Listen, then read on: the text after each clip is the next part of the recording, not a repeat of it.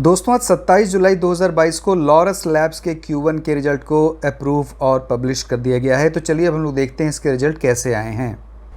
ये इस कंपनी का कंसोलिडेटेड फाइनेंशियल रिजल्ट है और यहाँ सारे फिगर करोड़ में बताए गए हैं accept earning per share. Q1 में revenue from operation 1538 crore 94 lakh है, जो प्रीवियस क्वार्टर में ये 1424 करोड़ 83 लाख था और प्रीवियस ईयर के Q1 में ये 1278 करोड़ 50 लाख था। तो रेवेन्यू फ्रॉम ऑपरेशन में ईयर ऑन ईयर 20.37% की बढ़त है और क्वार्टर ऑन क्वार्टर ये 8.01% बढ़ा है। Q1 में टोटल इनकम 1540 करोड़ 69 लाख है, जो प्रीवियस क्वार्टर में ये 1426 करोड़ 12 लाख था और प्रीवियस Q1 में ये 1284 करोड़ 35 लाख था। तो टोटल इनकम में ईयर ऑन ईयर बेसिस पर लगभग 20% की बढ़त है और क्वार्टर ऑन क्वार्टर बेसिस पर ये 8% बढ़ा है। Q1 में profit before tax 355 crore 88 lakh है, जो प्रीवियस क्वार्टर में ये 301 करोड़ 71 लाख था और प्रीवियस Q1 में ये 316 करोड़ 5 लाख था।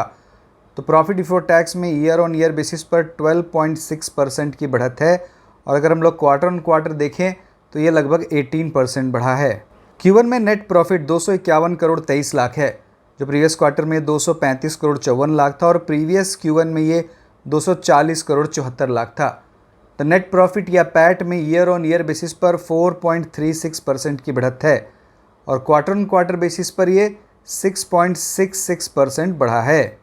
Q1 में अर्निंग पर शेयर 4 रुपये 68 पैसे है, जो प्रीवियस क्वार्टर में 4 रुपये 29 पैसे था और प्रीवियस Q1 में 4 रुपये 50 पैसे था।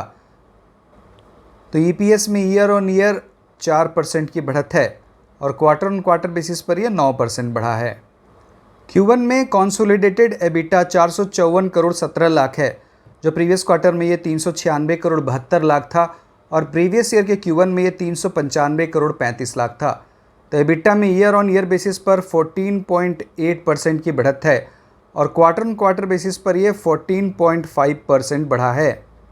और अगर हम लोग इस एबिटा के मार्जिन को देखें तो क्वार्टर 1 में एबिटा का मार्जिन 29.5% है, जो प्रीवियस क्वार्टर में ये 27.8% था और प्रीवियस Q1 में ये 30.9% था।